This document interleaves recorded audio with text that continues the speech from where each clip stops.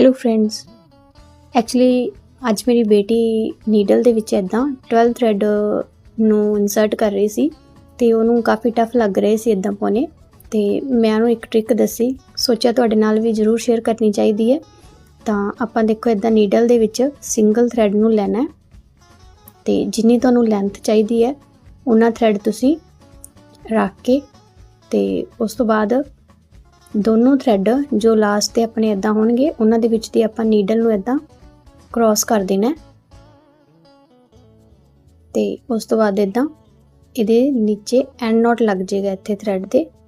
Note ਬਣ ਜਾਏਗਾ। ਅਤੇ ਨੋਟ ਉਸ ਥਰੈਡ ਨੂੰ ਤੁਸੀਂ ਕੱਟ ਵੀ ਸਕਦੇ ਹੋ ਅਤੇ ਨਹੀਂ ਤਾਂ ਇੱਦਾਂ ਵੀ ਰੱਖ ਲਓ ਤਾਂ ਵੀ ਕੋਈ ਚੱਕਰ ਨਹੀਂ। ਅਤੇ ਹੁਣ ਦੇਖੋ ਬਿਲਕੁਲ ਈਜ਼ੀਲੀ ਤੁਹਾਨੂੰ ਜਿੰਨੇ ਵੀ ਥਰੈਡ ਨੀਡਲ ਦੇ ਵਿੱਚ ਚਾਹੀਦੇ ਨੇ 10, 12, 16, 18